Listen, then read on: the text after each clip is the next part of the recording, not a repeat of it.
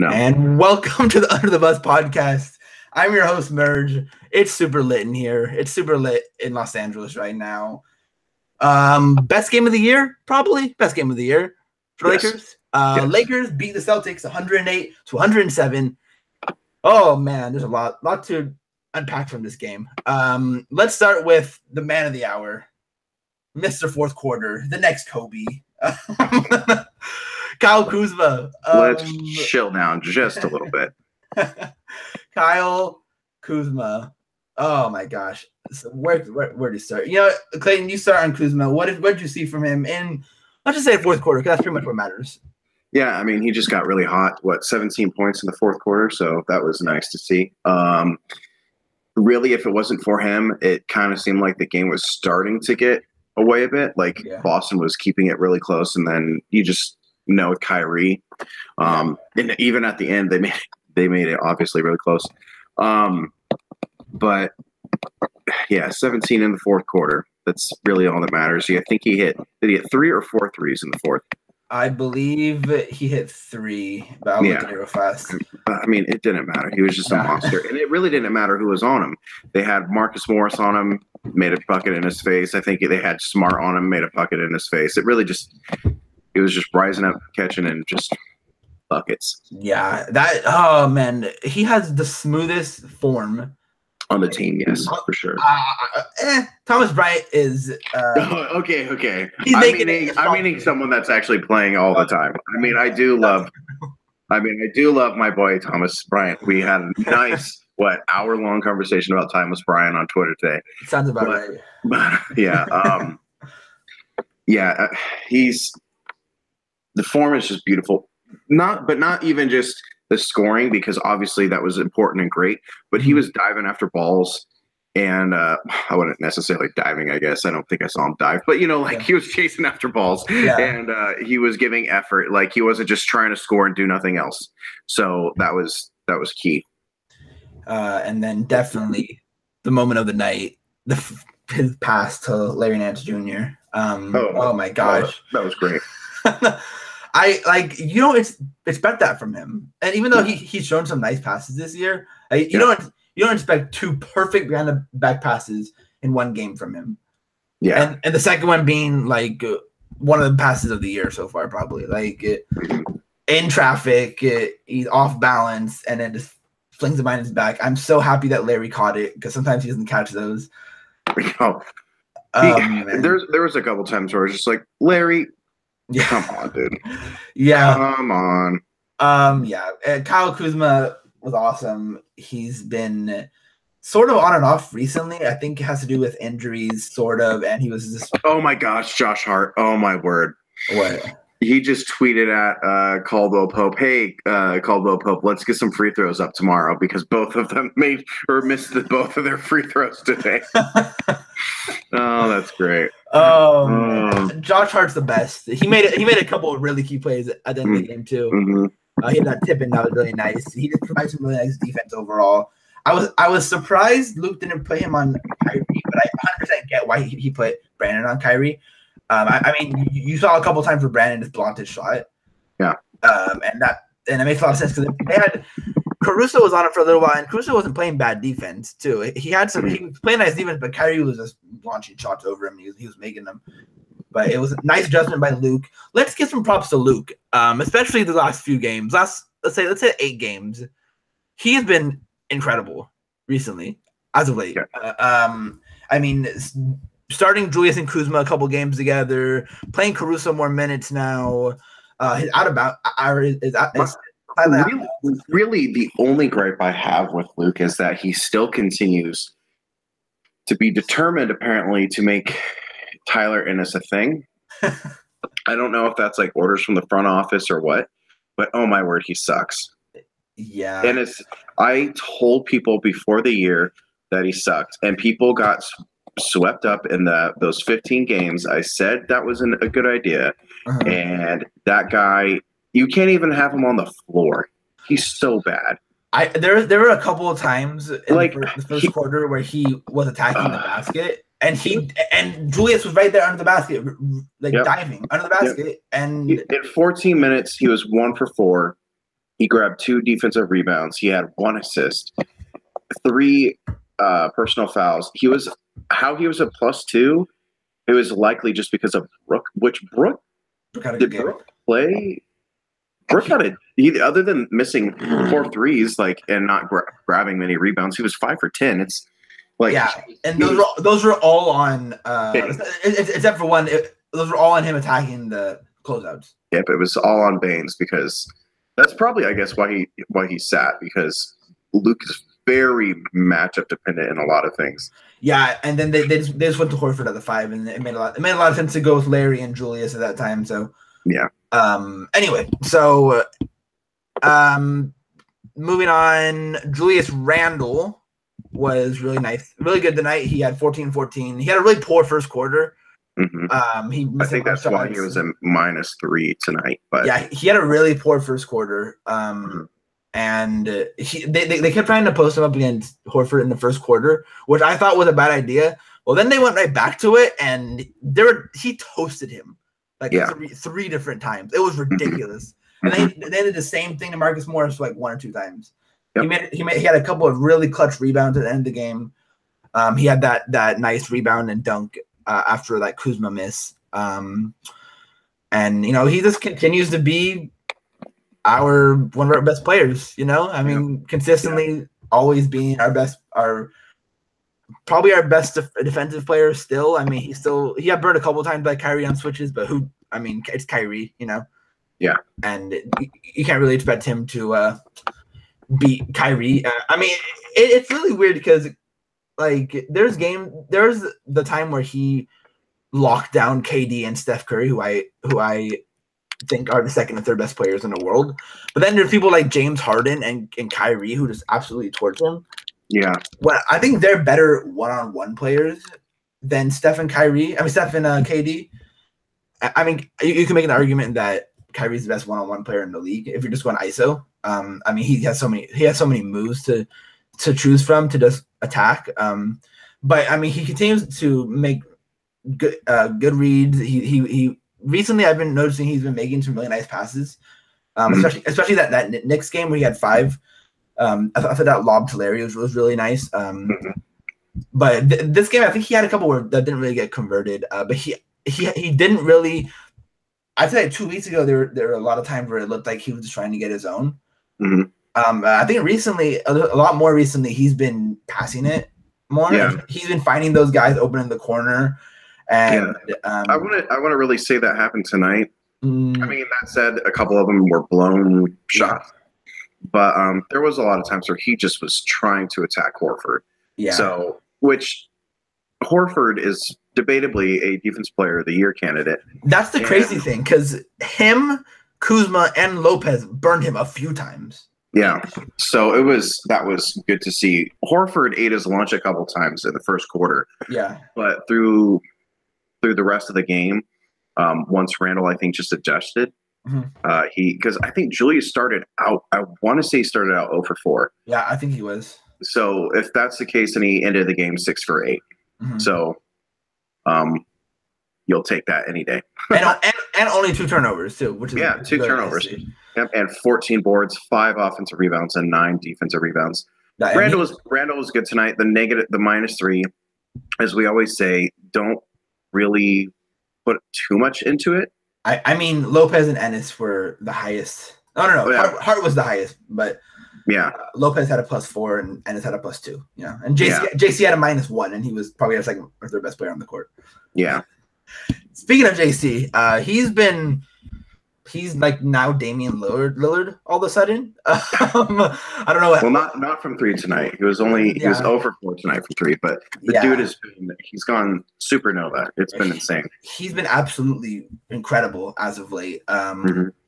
Either proving to the front office to keep him, or it's either just raising up the trade value. I hope that's not the case.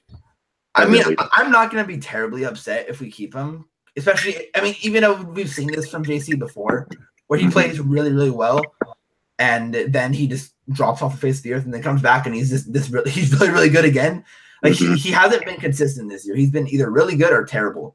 Yeah. And he was really bad around when all the trade rumors started surfacing for him. And then past 3 games, he had 12. I think he's gone.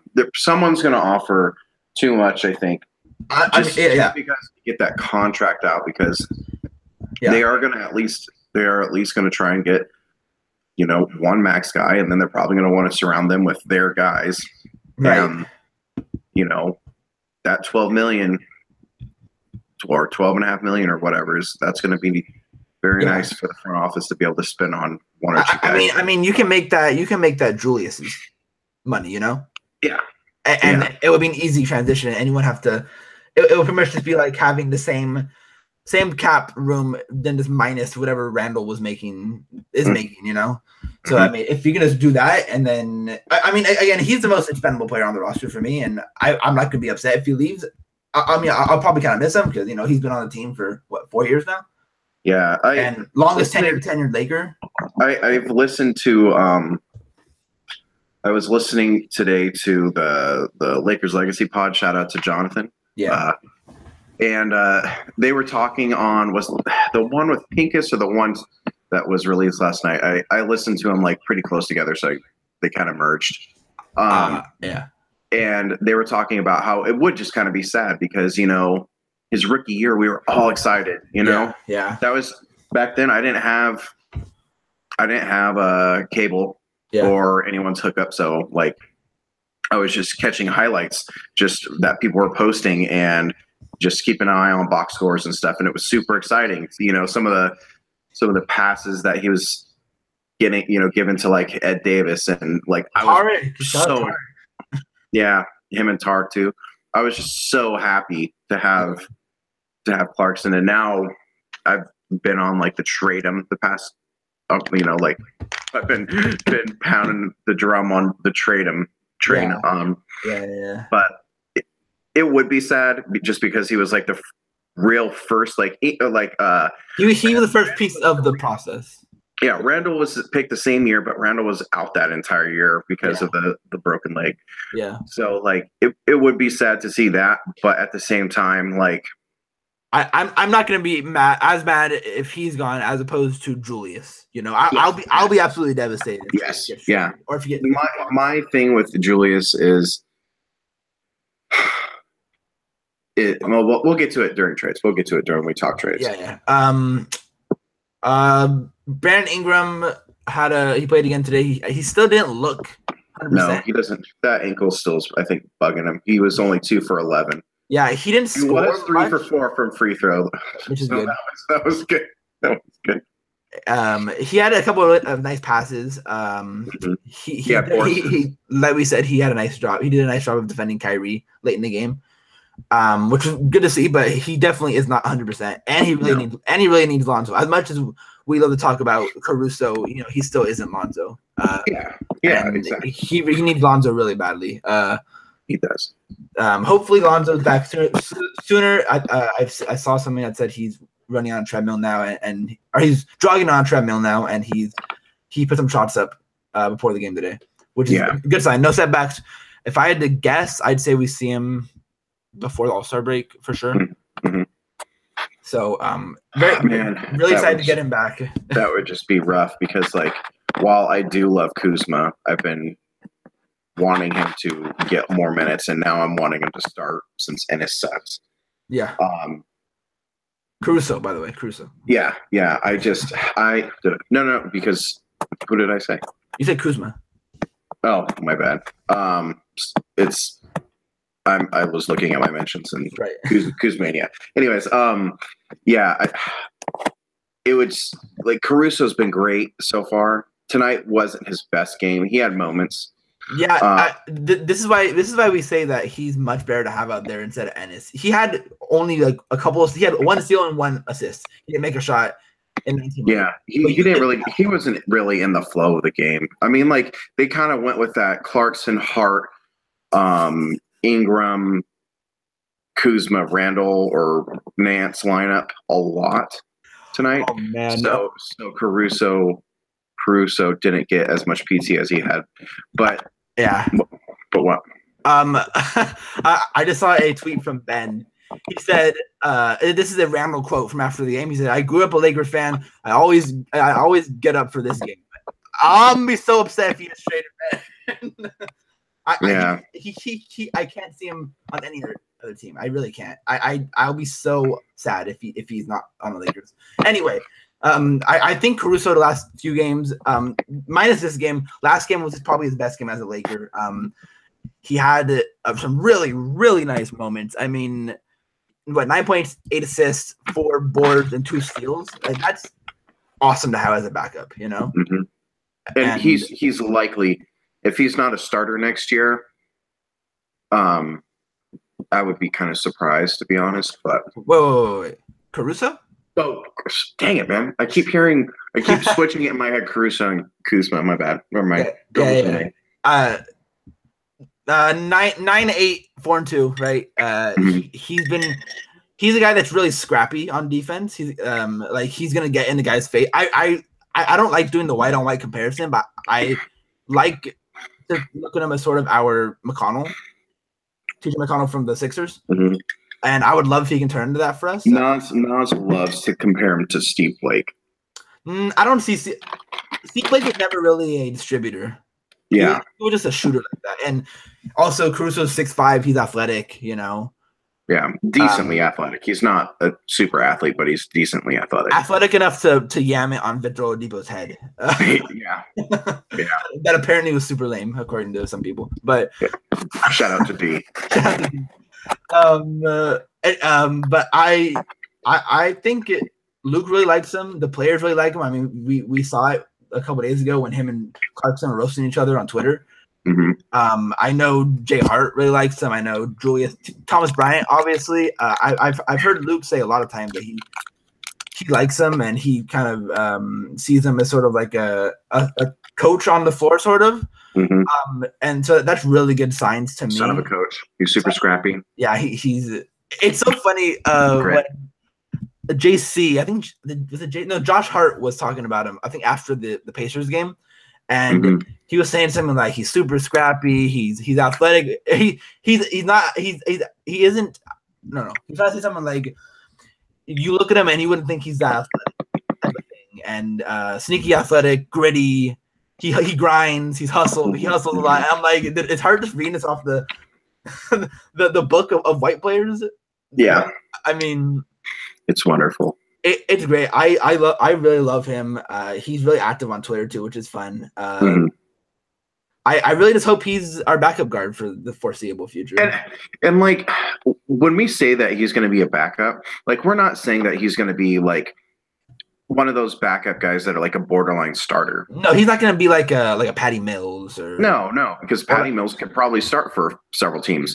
Or like I know you don't like him, or like a Darren Collison type of guy. I don't like Darren Collison for specific. Right. Yeah. No, I get it. Like that. Yeah. Off the court things I don't like about him, but like on the court, like a type of impact kind of like that, you know, like Collison is, I think, a little bit more impactful just because of he's so fast. But, you know, like a TJ McConnell or better. I think finding guys like that is so important if you really want to contend for titles. And exactly. Are we going to be a title contender in the next couple of years? That really obviously depends on how if we get LeBron and PG, you know. Yeah, and how Ingram and Caruso and not Caruso, I'm talking about Kuzma, my Lonzo. Freaking word, and Lonzo, all the quote unquote core develop. Exactly. But you need guys like that, and everyone's just like, oh, you'll just get a guy on a minimum contract, you know. Like go check out veteran point guards that are backups on minimum contracts. You're looking at like Jarrett Jack, who is ass. Like he's terrible. He's not good. Okay, so you're looking at guys like that. You know, even like the Sheldon Max, who's a okay backup, but he's not that. I think Kuzma has the potential to be better than him. You know. You just pulled me. You just called him Kuzma. No, I said Caruso. No, you said Kuzma. You did. No, I 100% said Caruso. Whatever. You can watch it later. You said Kuzma. Maybe anyways, I meant. But yeah, you need a guy like that. He's going to be on a 2-way deal for the next for the rest of this year and next year, I would just honestly promote him. And if you get that type of value, say like a Mac level value on a minimum contract. 2-way deals go for multiple years? Yes, they're 2 years. They can be 2 years. Oh, I didn't know that. I hope they just, add him on the. It would be great to just keep him on there, but then it's, you have the limit of how long he can be up with the team and stuff like that. And if you think he is good enough to be the backup next year, then you just might as well pull him up and get 2 new guys to be the 2-way players. I mean, when you have Tyler Ennis on the roster, I don't see the harm in it. You mean pulling him up or keeping him down? No. I'm saying when you have Tyler Ennis on your roster, I don't see why you wouldn't just cut him and then add. Oh yeah. Mm-hmm. But I do want to give Tyler Ennis. Me and Nas have talked about this a few times. I do want to give him like a hustle award for how he has a Jordan Brand contract. I have no idea. But the fact that he has a Jordan Brand contract just is amazing. Well, I mean, when you think about it, before he even played, he was a top 20 pick, right? Wasn't he 18th or something? Something like that. It doesn't matter. It doesn't matter. Like, go look at the guys that are Jordan Brand athletes. Oh yeah, I mean, you have Russell, you have Blake Griffin, you have people like that. Is Blake Jordan? I think he's just Nike. He is. I could have sworn he was Jordan, but maybe I don't think so. Melo, yeah. Wade was Wade? No, Wade was just Nike. I can't remember. Anyways, but like, shout out to Jordan Ennis for being able to pull that out. I don't know. Tyler. Gosh dang it! I was typing in Jordan Brand. Oh, whatever. Jordan Ennis. You might as well just call him Jordan Ennis now. Yeah, whatever. just send him to Charlotte already. You were right. You were right. It was Blake Griffin. So according to Wikipedia, there are 6, and I guess I could go like for real look into it. But just real quick, you got Jimmy, which I didn't realize that. CP3, Blake, you said. Kawhi, I knew that one. Russell, and then Carmelo. Yeah. So. Well, that's quite the company to be with. Mm-hmm. One of these is not the same. we talk so much about Caruso, and I think this is why we pay attention a lot to guys in the second round and lower level guys in college. And I mean, guys like, we've seen people on Twitter, right? We've talked about people like Jalen Brunson. We talked to people like Aaron Holiday. Guys like that. I mean, if you can get guys like that in either second round or undrafted, I mean, there's a ton of really fun 2-way guys, Mm-hmm. And if you just have guys like that, and I mean, like, you can't have a championship team with just your stars. You need to have solid rotation pieces. And if you have stars on your team, contracts coming up for guys like Ingram and Lonzo, and in the future, then you really need those really cheap guys. Yeah. Yep. Anyone else on this game want to talk about? Larry was good today too. He's been really solid past couple weeks. He's hit, pump up that trade value, dude. Nah, he's staying. I don't know. I mean, there was that report by, was it Woj that he was on the block?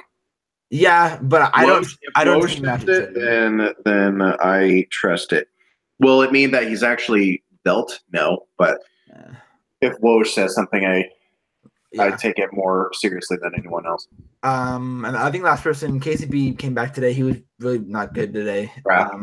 He looked like he looked like his old jail self again. Yeah.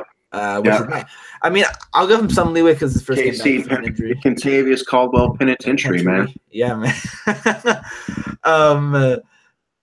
I'll give him the benefit of the doubt for this game just because he's coming back from an injury. So hopefully he's fine next game. Who do we play next? That's a good question. I believe it's the Bulls. I think it's the Bulls.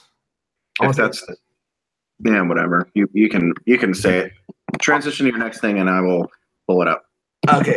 So the trade deadline is what, in a couple of weeks? It's February 8th, I believe. February 8th. So it's really close. The Bulls are the next game. We have as fans to watch. Lakers have 1, 2, 3, 4, 5, 6 games left before the trade deadline. So you got against the Bulls, the Raptors, the Magic, the Nets, the Thunder, and the Suns. And really, the only team on there that I don't think is a team that you could look for a trade would be the Raptors. Right. The Bulls maybe dumping Clarkson. Hey, Chicago, give us David Nuova back. Yeah. Magic, they've got. You could try and see if you like Hazonia or a few other players. The Nets, I don't know exactly who you would want from there. Joe Harris, maybe. Shooter. Maybe. I mean, like that would be a really small deal. No way Spencer Dinwiddie's gonna get traded now. No. RIP to that hope. Yeah. The Thunder, if you want to listen to some people that think that like Presti would just give up and trade Paul George, I don't see that happening, but people can believe whatever they want. And then the Suns. There's not. Give me Devin Reed. Devin Reed. That's his name, right? Yeah, Devin Reed. I take that back. There is one final game against the Thunder, so it goes Nets, Thunder, Suns, Thunder again. So you played them twice in 4 days. I really hope Lonzo's healthy for that game. I really want to beat the Thunder. I really do. Yeah. I want to beat them really bad. Anyway, so trade deadline's coming up. There's a lot of rumors right now about a whole bunch of different teams. Most prominently the Cavs, who are an absolute dumpster fire right now. It's bad. It's amazing how they went from awful to flame-throwing amazing to so awful again. They're the 29th team in the NBA in defensive efficiency. The only team that's worse than them is the Kings. It doesn't help that Kevin Love, not a good defensive player. Tristan Thompson has completely fallen off a cliff. Yeah, I don't know what happened to him. I'm not going to say it because I don't. Kardashian curse. There you go. You can say it. Shumpert has been hurt. Kyle Korver is just a big body. Jay Crowder has been terrible. I don't know what happened. Real bad. J.R. Smith, bad. Yeah. LeBron has defensively, he's been really good. He's like 436 in the NBA in defensive efficiency with players that play 30 plus minutes a game. So I saw that. Shout out to Tyson Beck, I think it was. Yeah. And of course Isaiah Thomas, Derrick Rose, Dwayne Wade, Jeff Green. Like, what do you think is going to happen when you sign a team full of has-beens? Well, the problem is they have a team full of has-beens they're so many old guys. Yeah, I mean, like 35. The youngest person on like the quote unquote core of like guys they got back in trades and stuff would probably be Thompson or Crowder, and I believe both of them are 28. Yeah, you could say like Ante Zizic and Seti, but they're not really part of the core. They probably could be dealt for not much. Right. Kevin Love, 30. J.R. Smith, he's in his 30s now. LeBron is what, 32, 33? Yeah. This is like the end of the line, So yeah, I mean, but they're totally going to dump off their pieces though. 100%. I'm fully expecting the Nets pick to be gone. I'm not expecting it to be gone. I wouldn't be surprised, but I'm not expecting it, if that makes any sense. Because like they don't know if LeBron's coming back. If LeBron goes, then what do they have? So that was Seti Osman and Ante Zizic. I mean, Isaiah is a free agent. So like your best player would be Kevin Love and Jay Crowder. I would have fully expected them to try to trade both of them. Yeah, they would immediately dump both of those guys and just to be the worst team in the NBA and get try and do something like that again. But the trade that was being rumored of Shumpert and Fry to the Kings for Hill, and then was it for also? They would have to like. It was like some like the Kings would either have to include Scal and Malachi Richardson, or the the Kings were talking about releasing those guys, and those would be two guys I would look at. They're not anything special now, but I would look into it. Right. Oh. Or Vince might get waived too, which is another one. Oh, give me Vince. I don't care. I don't care if he's 40. Just I need Vince in a Lakers jersey. I need one Vince dunk per game to make my life happy. Mm-hmm. But I think that trade, I think they're gonna get Hill relatively soon. I think so too. I think so. Then that really takes away any option for the Lakers, unless the Cavs are just like thinking that Isaiah Thomas is a cancer for leaking everything to Woj. Right. Then maybe you can get him. I wouldn't exactly be thrilled with that. I mean, it's for the year, which is I wish it would be. Yeah, but that they would be signing him. And like he's a guy that I would not want to give a long-term extension to. And he was amazing last year, but I don't really think he's ever going to be that again. Well, so plus the hip injury. So like I would really have not much of an interest in anything really unless like you're getting Kevin Love and then you're like flipping Love for something like in a 3-way deal, and I don't know. What about that deal that what's his name? I can't remember his name. The deal, it was like Jordan, Julius, and Dang for Lopez and pieces to fill the cap. You do that trade, right? Shahan Ahmed? Yeah, I think it was him. Yeah, the one it was Luol, Randall, and Nance for. Oh, Nance? I thought it was JC. Was it? It might have been JC. I think you're probably right. So then it was for Kevin Love, Isaiah, and Channing Frye, I think. So Frye would probably be a buyout guy. You'd have Isaiah for the year, and then you could keep Love and see if he can return to Minnesota for him, or you just flip him to a contender to get a first-round pick. Yeah. Yeah, that would be difficult. You do that trade as much as it would pain me to trade Julius. You just do that trade to get rid of the Dang contract, you know. Mm-hmm.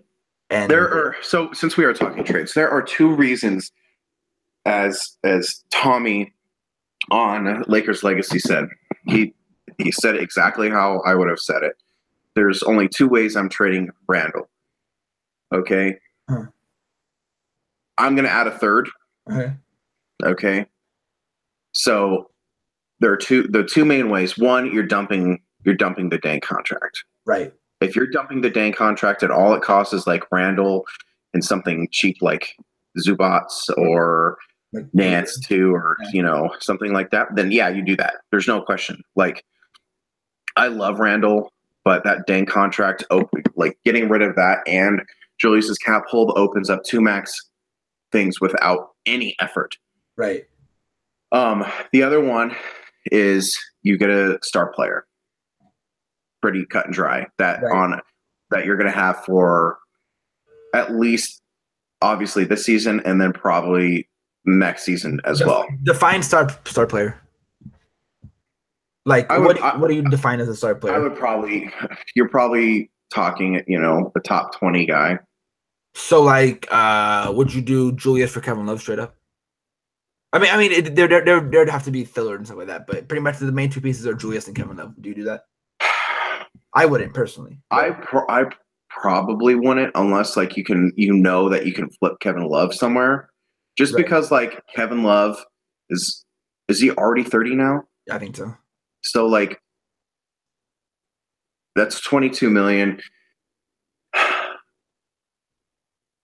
I mean, maybe you could open up still two more. I'd really have to dive into that. Like I'm okay with some cap stuff. I'm not that great with cap stuff. Right. So like maybe I would probably just try and flip him or make it a three-way deal somehow. I probably wanted to Kevin Love. It would. What about Paul Millsap? He's not really an option, but I mean, I guess his level of a player. Yeah, I mean, like 15 to 20. I think Millsap's probably now more of 25 to 30, especially because he's hurt and everything. I'm talking like like Jimmy you know, Paul George, Paul George, yeah, like those types of guys. You're not getting really any of them especially for Randall straight up. right? But you know, it's one of those types of guys. Right. Ooh, the other option, or oh my word, I just now realized Julius's PER is 18.9. Wow. Okay, Julius. Yeah, which PER isn't the best stat in the world, but it usually does not like Julius. Advanced enough to not like Julius most of the time. Yeah. The other is if you were just planning on letting him go. If you're just planning to let him go just to get his cap hold off, that's stupid. For me, I think if he doesn't get traded, I think he will be a Laker next year. That's my feeling personally. I'm not so sure, just because like if two contract or two max guys do say it, I don't. Well, I don't expect at that point, yeah. I mean, if LeBron and Paul George, yeah. All right, if you know that two guys are coming, then you're dealing him. If you have commitments, then yeah, you're dealing him. Yeah, but the problem is if you try and deal him in the summer, you're not getting a deal that already expired, and you're going to have to deal with that cap hold and not his salary. So you're going to have to be dealing for it's 150%. So you would have to trade for someone that's at least making $8 million, or a combination of guys making at least $8 million. You know, I feel like this is just me, sort of kind of like maybe I'm over analyzing it, but it feels like recently he's been a lot more. No, he's been a lot less mopey as he was before. Yeah, if you get what I mean. I could see that. And he's been passing it a lot more. He's been and this is another small thing, but he wouldn't really get up and like cheer and clap when someone would do something most of the time. Yeah. But I've seen a lot recently where he is getting up and clapping and getting up and high-fiving the guys. And I mean, today when Kuzma had that behind the back pass to Larry, he got up and like was holding Thomas Bryant back or something like that. Like I didn't see him do that a lot this season. Yeah. To me, that is sort of like he's been given some sort of job security, or like what's the word I'm looking for? Some sort of like sign that from like the front office or like Luke or something that he is probably going to be a Laker for the long run. And that's just me sort of theorizing and just looking at body language and stuff like that. And that's not the most accurate stuff. Obviously, you can't really tell what someone's feeling just from their body language. But or he's just playing well, and they say that they're going to find a place for him. You know, I don't know. I don't see him trying to get along with his teammates a lot more if that was the case. But that's just me sort of. Maybe. Yeah, but then you can also just be like, if you don't turn your crap around, then we're just going to send you to like a crappy place like Orlando. Oh man, don't send to that hell. You know, like that's what I'm saying. Like, I mean, you never know how.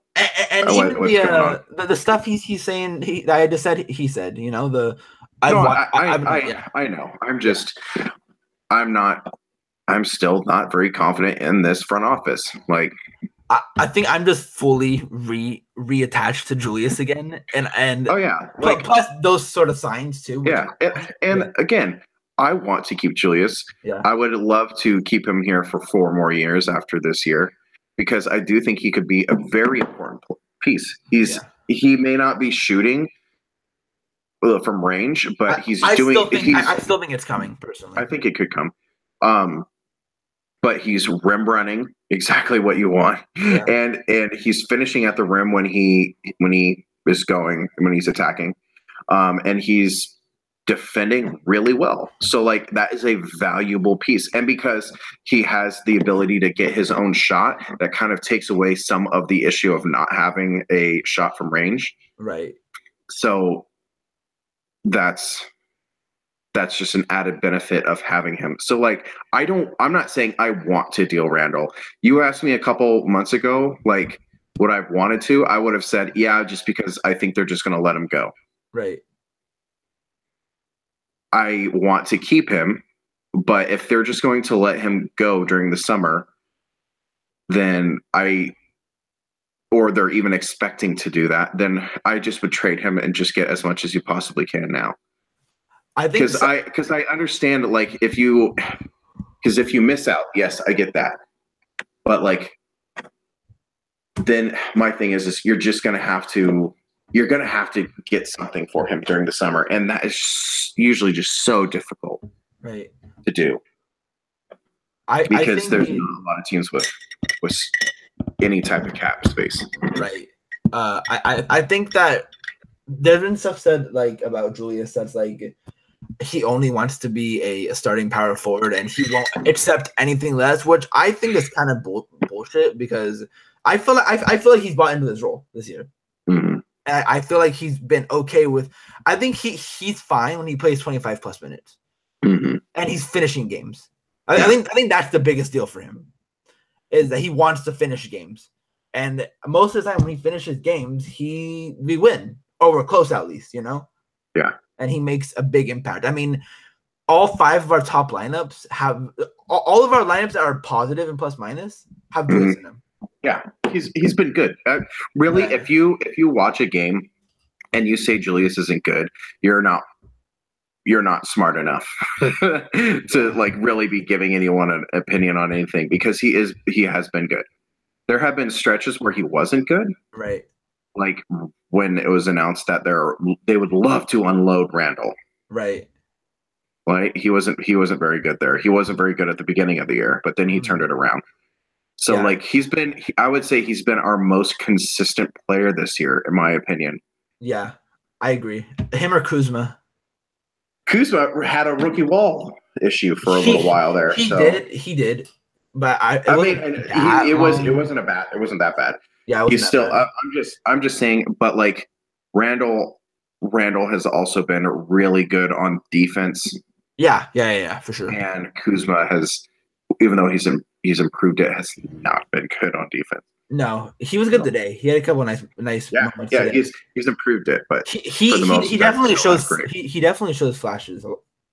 Yeah, his off-ball defense is a big concern for me, as most rookies are, you know. Yeah, but though you know, the whole team has been so much improved, and I think that's a big plus towards Luke. I think you have to give him credit for that. Yeah, I get if you're mad about rotation and stuff, and I've been mad about his rotations and stuff too. But I mean, we're a top 10 defense right now. Yeah, and I mean, and the team isn't like we didn't add a ton of defensive players, you know. No, I mean Brooke has been pretty. I have to say he's been better than I was expecting. Yeah. Julius has improved. Ingram has improved from last year. Lonzo has been a good defensive point guard. Who would have known that? Yeah. And I'm meaning like on ball even and stuff like that.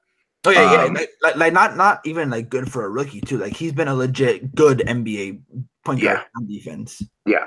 Luol Deng. What? Or no, I'm looking at I was scrolling up and sorry, KCP. He oh my word. I'm a mess right now. KCP has had moments of being pretty dang good on defense. He was terrible while he was in prison. He was really bad tonight. But you know, Josh Hart, despite what a lot of analytics say, he's been good. Nance has been Nance. So like it's been that's the number 9 power forward in defensive RPM. I've watched him enough to just don't. I mean he's good. Like he's not bad. Nance is good, and I would trade him for a first round pick if you offered it to me. I think you can get it for him, to be honest. I think a lot of teams would love Larry Nance. I do too. There's so many analytic driven teams in the league now, and he is one of those analytics darlings. A lot of teams would love to get him, and I think he is worth a first rounder. Personally, I do. I think he is. Oh yeah, definitely. Anyway, there are a couple of names that I kind of wanted to throw out trade wise, and they're probably not gonna happen. But I just wanted to see how you would think how they would fit with the Lakers. The one name that was sort of floating out there past month or so is Kemba Walker. You're gonna have to give up way too much, and I know that people like him, and you could look at him as a potential first star, right. but like, unless you're just getting him for like Randall and Clarkson straight up, Right. no. Like, I'm not giving up any picks for Kemba because No, he yeah. only has another year on the deal after this, Right. and Also, while he's good, like he doesn't push the needle, like he would make us he'd make us add 4 more wins maybe. yeah, like he wouldn't in the West. He would be behind like Steph, Russ, Chris Paul, Lillard. Yeah, I mean he would be behind quite a few people. So like while it would be great to add him, just if you could get him for super cheap, that's not happening.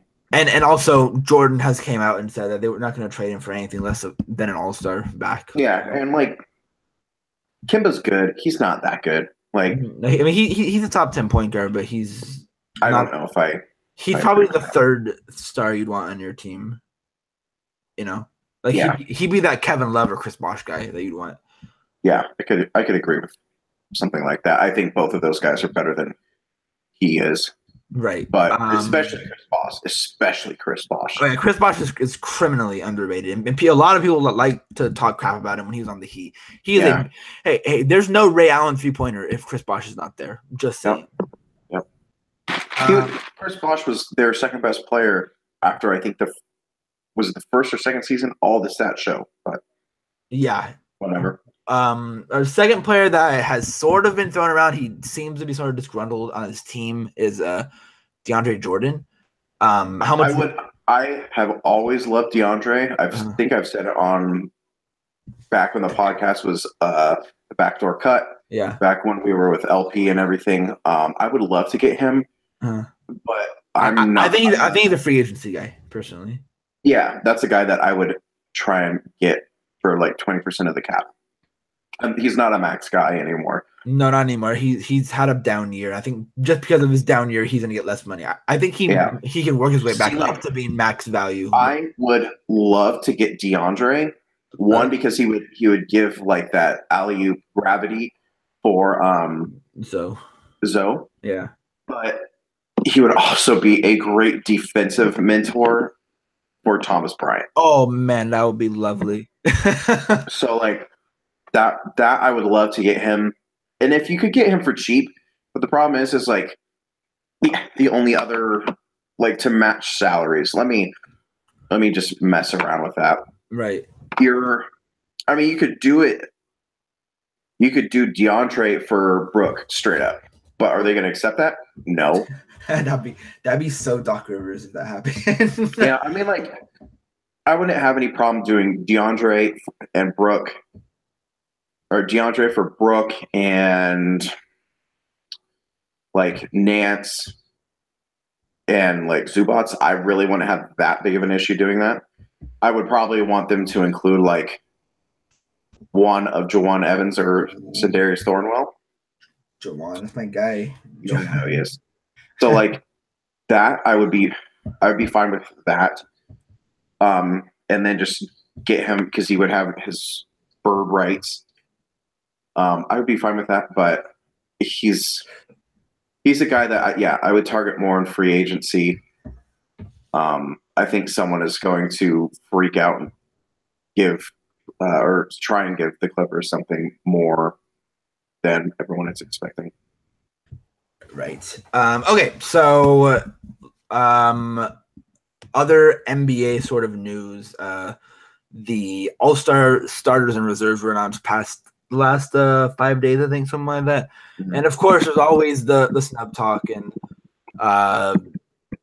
Paul George was snubbed, and Damian Lillard finally got one after he was snubbed his third All-Star game. But yeah, anyway, that one's really stupid to me. Moving away from all that stupidness, if I can find the freaking lineup real fast, I thought it would be fun. Well, fun for me. I don't know if Clayton would really like it, if he's really on board, even though he said he is. But Since like everyone knows, there's it's gonna be a drafted team, so it's not gonna be East versus West. It's gonna be Team Steph versus Team LeBron. There are starters though, right? Yeah, there's so what's gonna happen is the Steph or LeBron and Steph will draft 5 starters from the 10 or from the 8, I should say. Okay. And then they'll pick 6. No, they'll pick 7 reserves from the 14 that are out there. Okay. So let's go with all-star starters first. If I can find my freaking like button, because I liked it, I can't find it. It's just literally type in 2018 NBA All-Star. It's already up. All right, whatever.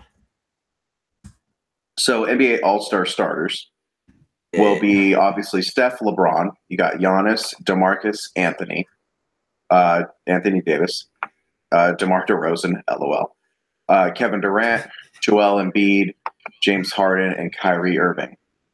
Right. Okay. So we decided that I would be LeBron and you will be Steph. And I'm going first because I was the lead vote getter. No, LeBron was first. I'll tell you want me to go first. Yeah. No, I want to go first. So then, then you're LeBron. I'll be Steph. So then I don't have to pick stupid DeRozan. Right. Okay. All right. So you go first. Pick with the starters. So I'm Braun. You said he's top pick. You are Braun. Okay. So if I'm Braun, let's have some fun and go Giannis. Oh, I hate you. I was gonna go Giannis, but okay. I'll go KD. Okay, I will go AD. I will go James Harden. Damn. I guess I'll go Kyrie because I want some type of point guard. I will go Joel. So I'll leave you with Boogie. Okay, I'll take Boogie. And then I'll go with DeRozan. I'm going small. We're going small. Oh man, I totally messed that up. Whatever. Okay, so I was last, so you go first for reserve. Okay. We'll go Jimmy. Give me Bradley Beal. Dang you. Okay, I'll take Clay. Give me Draymond. I'll go Horford. Give me Victor Oladipo. Take Lowry. Porzingis.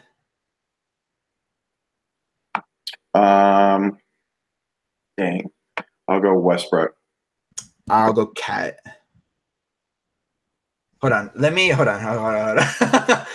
I'm gonna get my bearings real fast. So, right. Okay. So we've got LaMarcus, we got Kevin Love, Damian Lillard, and John Wall left. Right. I'm trying to reevaluate who I have real fast. Harden, Embiid. Are you literally writing it down? I'm typing it down right now. That's wonderful. Beal, Cat, KP, Dre. Okay. I think I'm good now. Okay. I'm going to take. Oh, and then Victor too. I will take Lillard. So you're saying you're from Oakland? I am not from Oakland, and I don't give a crap about Oakland. You already got Russ, right? Yes, sir. You have left. You have John Wall, Kevin Love, and LaMarcus. Give me LaMarcus. Okay, and I will take Caleb. I will go with John Wall. So recap. Oh, well. So my team. So I have Steph, James Harden, DeMar, KD, and Embiid is my starting 5, with Beal, Cat, KP, Dre, Oladipo, LaMarcus, and John Wall off the bench. Okay. And I've got LeBron, Giannis, DeMarcus, Anthony Davis, Kyrie. Then I've also got Jimmy, Al Horford, Kyle Lowry, Damian Lillard, Westbrook, and Klay Thompson. You went super analytical to start that bench, and then you went Dame and Russ. I mean, like, I I just got all the shooters I can get. I just needed some. I needed more small guys that can handle the ball. So I don't have a ton. I mean, I have 4 big men. I have Cat, KP, Dre, and LaMarcus off my bench. That's a pretty good one.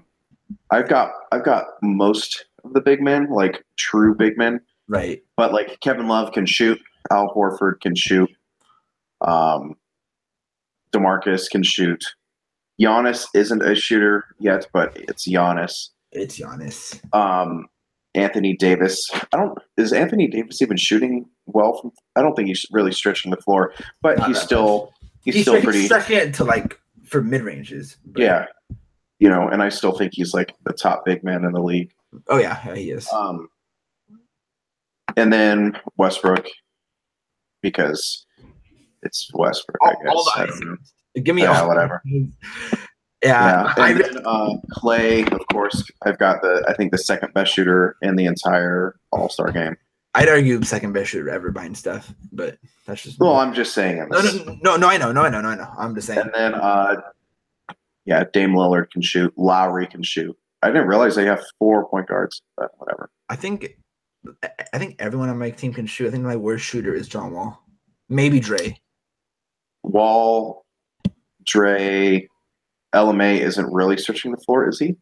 I know he's got the corner 3, but like I don't know how much he is shooting. He's still you have DeMar. DeMar isn't a 3-point shooter. Well, he had a stretch. He had a stretch. Oh my word! I know. Right now, I think he's shooting like 32% from 3 or something like that. Excuse me, it's 35. Oh my word! He's up to NBA average on what, 2 attempts a game? 3.2. Oh, look at that. Maybe he's actually learning how to become a modern NBA player. I'm really interested to see how this shakes out in All-Star game. I just want it to not be 190 to 180, 85 again or whatever the hell it was. You have fun with that because I know I'm not going to watch it. So you don't want to watch Larry Nance Jr.?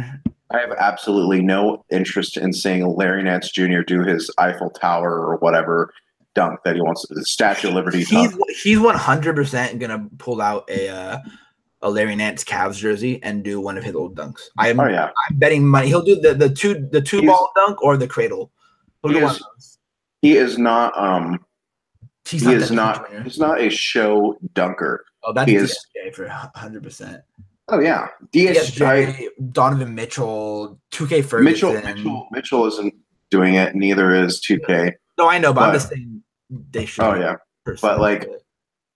Yeah, I don't know what this whole Nance in the dunk contest. Like, he dunks on people. He doesn't do it. Like, every single dunk is the same thing. He puts in his right hand and he tries to go as high as he possibly can. It's kind of like at least Shannon Brown back in the day had flair with his stuff. I mean, whenever he dunked, he would try to put some flair on it. And I mean, that guy could get. I mean, I remember an almost dunk where he like took off from the freaking free throw line.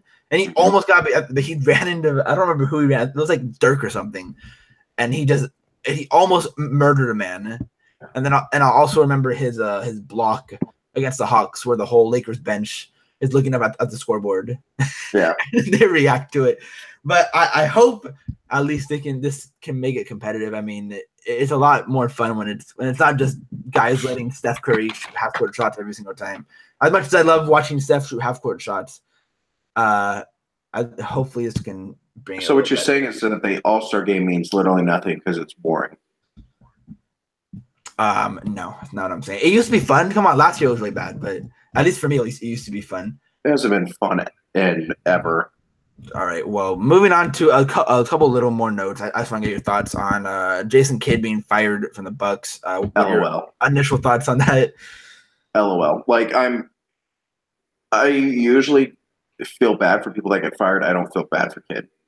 Yeah, he's left every single team he's been on toxic terms, on bad terms. Yeah. Well, one, he's a wife beater, so you're a piece of crap, and I hope you never get another job. You have enough money, just go live in the mountains somewhere away from everyone. I hope I don't speak this into existence, but I can totally see. She better have called the cops already. I could totally see if Luke for some reason got fired for Jason Kidd being the top candidate for the Lakers. Oh no, I don't see that at all. You don't remember the Michael Carter Williams next Jason Kidd tweet?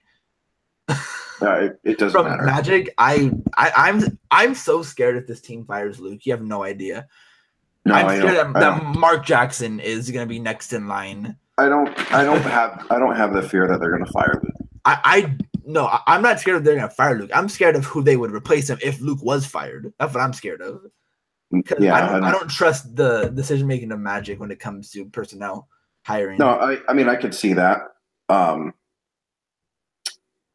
but I think Luke is going to be here for a long time. So I think so too, and he's shown improvement. I'm just not that worried about it. He's 100% shown improvement. And another thing I want to talk about, just because it was one of the best things on an NBA Twitter history, the freaking James Harden, the Rockets versus Clippers game. Oh my gosh. I remember just looking at the details when they were all just rolling out. Oh, when the Rockets were about to jump the Clippers. Yeah, when the secret hallway. Man, that felt like a month ago now. That was like a week ago. Oh my word, that felt like a month ago. Much stuff has happened in the NBA since then too. But that was great. I mean, oh my gosh, it was. That was absolutely great. I think my favorite part about it was, even though it was shown that it wasn't Capella, but the initial detail is that Capella knocked on the front door to act as a diversion. Yeah, and then someone tried to say it was Tariq Black, and like no one should ever believe that because Tariq Black is an angel. I don't care. No, that man is a saint. He's so great. I would take Tariq Black in a heartbeat. If Tariq Black was like 4 inches taller, oh my word, he would be my favorite center in the league. Seriously, yeah, I love Tariq. Tariq was so much fun. I can totally see if the Lakers if they're like, oh, if they sign like LeBron and Paul George and they're like, oh, let's get a center who isn't super young and play him at the 5. I can totally see him starting Tariq Black and getting him 100%. Where? Tariq. I can totally see the Lakers getting Tariq Black again. If they they had LeBron and Paul George and didn't have a ton of money to get front court help, and I know Thomas Bryant and Zubats would be options, but I think what they would do, because in that case, then you still have the mid-level exception. You just have to max out the cap, and so that with those two guys who max it out, and then the mid-level's $8 million, right? So you could get someone like Brook. Right. I particularly want to enjoy getting Brook again. Nah, if you're gonna give me a mid-level big man, just give me Nerlens. I mean, I just give honestly, like I wouldn't. You know how big of a fan I am of Noel, and I wouldn't give him the mid-level. Well, give me like a Dwayne Dedmon type guy. No, that's what I want. Yeah. Let's see. What else happened? There was a ton of stuff that happened in the NBA yesterday, but there was the Kevin Love sickness stuff. Oh yeah, well that one Isaiah, you haven't won. Isaiah was the one. Isaiah Thomas should never talk to anyone that has won a ring, and that is anyone that is taller than 5'9". Hey, he can argue with Tyler Ulis. Yeah, so they can argue, But Isaiah, you've been injured the entire year. Shut up. I know. And the thing is, I thought they were homies too. Like they were buddies.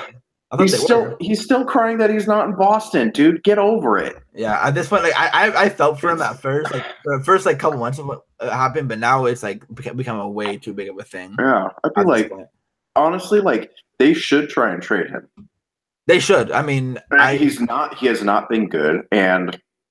I would just see if you could get something for him. If they get somehow get Kemba somehow, I'd rather have Kemba at this point. I don't think they could get Kemba for him, but I don't think so either. But I mean, someone like that. Also, a weird thing that I saw about Kemba, sort of not related, was that the Bucks were interested in him, which I found really confusing. Because then you can just play Bledsoe at the 2. Yeah. Yes, but so I'm assuming Brogdon would be part of that deal. I'm assuming. I would guess. I wouldn't want to do that, honestly. Like I don't. No, I maybe that was wouldn't. Jason Kidd before, like, because wasn't he the president of basketball operations? I think he had some type of front office power. I don't know exactly what it was though. So maybe it was him, and I just don't understand. I've had people like sort of talking to me. I talked to like defending the Kid, saying that the team wasn't good enough for him to coach, and I'm like, this team there should be a top 4 team in the East. You see the talent they have. Bledsoe's been really good since he's went over to the Bucks. When you have Giannis, Middleton. And you have Middleton and Bledsoe and Brogdon too. And Brogdon, like, and Tony Snell, despite the jokes that you can throw at him, he's still a productive player. Like, I mean, John Henton's productive. Yeah, I mean, like, Thon Maker's a piece. Thon Maker has undeveloped. Like, he's gone backwards this year. He's regressed. It's weird. Yeah, I don't care. I don't know why anyone would say that kid was a good coach. He hasn't really, like, he's had enough time, and they were literally a bottom third of the league in defense. Like 3 years ago, I would have said it would have been interesting because he did start to do things more interesting and better in Brooklyn when they made the playoffs with KG and all them and everything. But like. Then he went to Milwaukee, and he was bad. Like his first year, I think they were good. Then they were really bad, and then they went back to the playoffs. And then and then this year, like they're like the 8th seed. Like you shouldn't be an 8th seed with Giannis putting up MVP numbers. I'm sorry, like and Middleton is like borderline. If they were a top 4 team in the East, Middleton would be an all-star. I think at least possibly. But like the Bucks are now the 7th seed. Okay. I mean, you have 4 really, really good defenders on your team, and Giannis, Middleton, Brogdon, and Bledsoe at times, and you can't. Yeah. Like, how is Giannis never playing the 5? Like, why isn't Milwaukee ahead of Miami? Give the Bucks freaking Eric Spoelstra. That team would be so good. Oh man. Like, why aren't they ahead of the Pacers? Why aren't they ahead of the Wizards, who apparently are crumbling? Yeah, that's a really crappy situation. So like, it's not exactly the players. It was on the coach, and it was 100% the coaching. I'm trying to remember who said it today. I don't know if I was watching. I think it was like Eddie House for some reason. He said something like, it's not Jason Kidd's fault that their defense was that bad. And I'm like, Luke Walton has gotten the Lakers to be a top 10 defense. You cannot tell me Luke wouldn't be able to get that team to a top 5 defense. I'm sorry. Yeah. Yeah. That's why when everyone was calling for Luke's head, I had to laugh at them. Yeah. What else happened? There was that whole Damian Lillard going to the owner thing that happened recently. Yesterday. That one, I don't understand. That was weird. Then there was Kawhi. I do feel bad for Blazers fans because like they are absolutely stuck in the middle. They're stuck in mediocrity. I mean, I really like McCollum, and I think obviously Damian Lillard's a top. They have to, in my opinion, they have to trade one of those guys because like you have to find some type of actual elite wing. Yeah, and I think it'll end up being CJ. It'll probably be CJ because Dame's got seniority, I guess. And he's from Oakland, so they don't want to mess with him. And he's from Oakland. But like that team is built poorly. Really poorly. Like I mean, they could have drafted Kyle Kuzma. They had the 10th pick. They could have had freaking Donovan Mitchell as well. Yeah, they could have got like they needed backup guard minutes. Right. And to give credit to Shabazz Napier, like he's a guy I've bagged on, and I still don't think he's really that good. Yeah. But like he's been valuable. But like they don't their best wings are Mo Harkless, who is a rotation player, right? But he's not. Aminu's been solid. Aminu has been up and down the last 3 years. He was great when he first signed that contract. Then he was bad last year, and then he's only okay this year. Mm-hmm. So like, and then like, then you draft Caleb Swan again, which is just all the joke. Apparently, Zach Collins has been solid for them. Zach Collins has been coming along, but then you had Josef Nurkic. Yeah. So like, someone's going to have to be dealt from the big men. And I think someone's going to have to be – you need wings. Like, the NBA is a wing league. Like, people that are 6'6" to 6'9" with 7 foot to, like, 7'3" wingspans, that is, what every NBA GM just gets off to at night. That's a weird thing to get off to. I'm just saying. Like, look at the teams that are good. They've got – KD, Draymond. The Rockets with Harden. Ooh. I mean, of course, they have CP3, but they also have Luke Richard and Mbamute, PJ Tucker. I called that Ariza. I called that from the beginning. I remember the beginning of the year podcast when we were talking about the teams. I remember saying how much I love those Mbamute and Tucker signing. I think Mbamute is one. I liked the Tucker signing. I thought Tucker was more of a 4, and he's shown like a rejuvenation where he's been able to play the 3 again. Yeah. So like, he's been making that corner 3 a lot. Yeah, I think I had them as a top 3 team in the Western Conference. I think I had the Spurs like 4th or something like that. Yeah, we had the Spurs 4th, and I think we had the Thunder there too. But like the Thunder have just been all sorts of. I was really mad about a roller coaster. I was really mad that Spencer Dinwiddie didn't shoot that shot a little earlier because he shot it like right after the buzzer even went off. Like he was so calm shooting the ball too, and he. Speaking of, the Lakers have officially a better record than the Brooklyn Nets. There we go. So with D'Lo is not officially back yet. They are 18-30, and we are 18-29. So we are half a game up on them. We're now the 11th seed in the. So playoffs still a chance? No. Only 6.5 out. No, there's 6. Only 6 out. There's 6 out. No, I'm gonna squash that. Contender. No. Well, I think they could get to the 10th seed. I think they could jump the Jazz. I think they're better than the Jazz. I don't think the Clippers up though. Yeah, the Jazz. I think the only reason why I could see the Lakers jumping the Clippers is if they have a fire sale. If Lou gets hurt.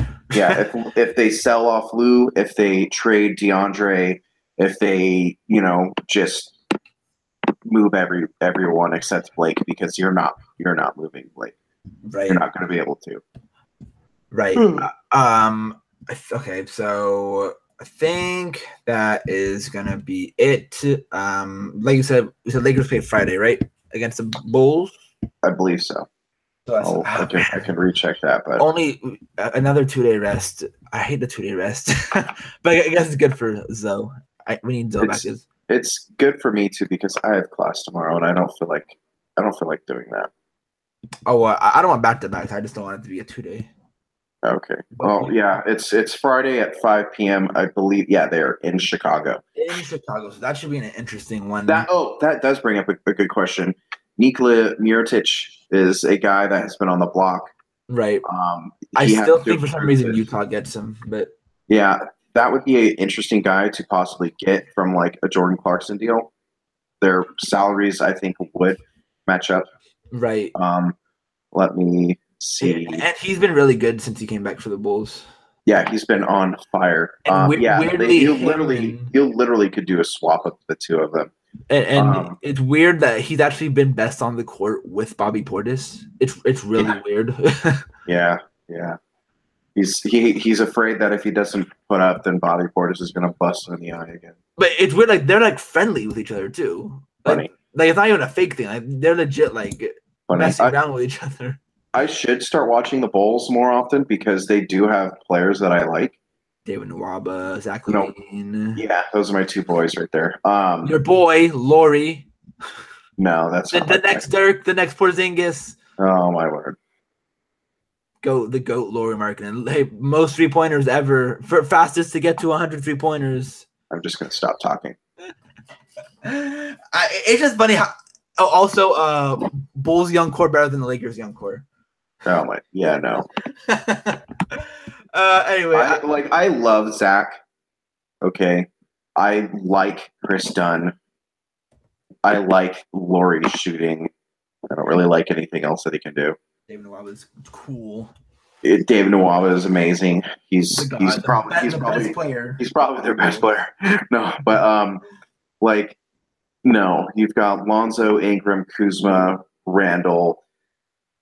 The God, don't forget the God, Thomas Bryant. Yeah, and Caruso, of course. So I can't wait until Thomas Bryant starts putting up like 5 threes a game. Yeah. It's gonna happen. Mark our words. Yeah. We're gonna have to have like another couple trade primers and stuff like that, and then we didn't really talk about adding Gary Payton to. Yeah, he had sent down to the G League. Yeah, and then I'm really surprised that they haven't played Nigel Hayes. I think I have a feeling they give him another 2-day.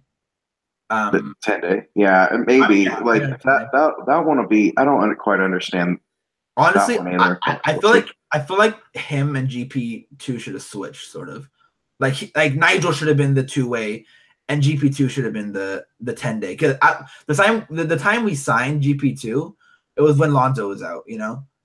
Yeah. So I thought, we're gonna just use him until Lonzo comes back.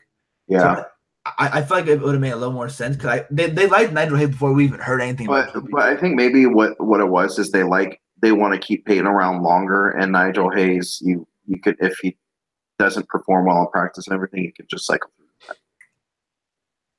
I mean, yeah, I guess. I do think trades are going to happen and a roster spot's going to open up. I do think they're going to end up cutting Ennis and probably buying out like Brewer. So I do think that they'll be able to cycle through guys like that. Did Brewer play tonight? No, he didn't play at all. Oh, look at that. So Luke finally, Luke has to do is only play Caruso and JC at point guard. That's all he has to do now. It's wonderful. All right. So I think we're gonna end it here. It was a very fun night for Lakers basketball. It's always nice to beat the Celtics, especially when we're not as good and they're supposed to be the best team in the East. Yeah.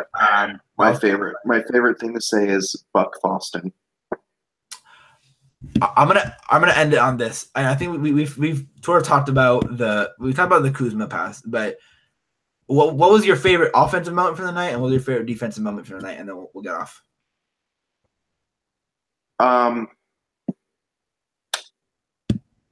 I would probably just go. My favorite offensive moment would probably just be that pass from Kuzma to Nance. Right. It was good. My favorite defensive moment. Because they were getting after it in the second quarter too. Yeah, they were. I mean, they were the whole game, honestly. Yeah, I'm trying to think. I'm tired, so I can't remember exactly the moment. Think mine was Brandon blocking Kyrie. Oh yes. And it's funny. Right before it happened, I'm like, I don't know why. Block that. No. The opposite, actually. I was like, I don't know why Luke's putting Brandon on Kyrie. I would have put Josh Hart on him, and then immediately after I said that, Brandon blocks Kyrie. Yeah. Well, I saw Ingram rise up as Kyrie was. Yeah. And I was like, that's a block. And then he actually blocked it. I was like, yes. So yeah, no, thank you for reminding me of that. And then I think my favorite offensive moment, it didn't even really happen, but it was when Larry almost murdered Marcus Smart. Marcus was dumb. Oh my! I can't tell you how much I hate Marcus Smart. I actually thought I liked him a little bit in preseason this season because he was doing some nice passes and stuff. And then watching him recently, I'm like, I hate watching this guy play. I mean, he flopped on 3 different clutch plays and he got the call every single time. Yeah. Anyway, I'm so happy we got Julius over Marcus Smart. Thank you, Boston. Yeah. And anything else you wanted to add, Clayton? Or you good to go? Bye. All right. Okay. So if you guys want to follow us on Twitter, you can follow us at Under the Bus Pod. You can follow me at Merge Christian. You can follow Clayton at Lakers 1949, and you can follow Nelson at probably_Nelson. We'll probably get more of these out in the next week or so as the trade rumors start to ramp up. We'll probably have a trade only podcast, and we'll probably have a lot of trade machine fun in that one. But oh yeah, loads of fun. And we're starting to get our stuff back up on iTunes and SoundCloud. I think we got our last couple ones up there. The one with Jonathan, we got up there. I don't know if we got the most recent one up there yet. But we're I think it's on iTunes. Okay, cool. I think someone said that. So we're starting to get those back up. We're trying to get back into flow of things again. Shout out to Nelson for doing that. Shout out Nelson. Hopefully we can see him again on a podcast. Yeah, R.I.P. Nelson. R.I.P. Nelson. And I think that's it. So see you guys later. Peace. Later.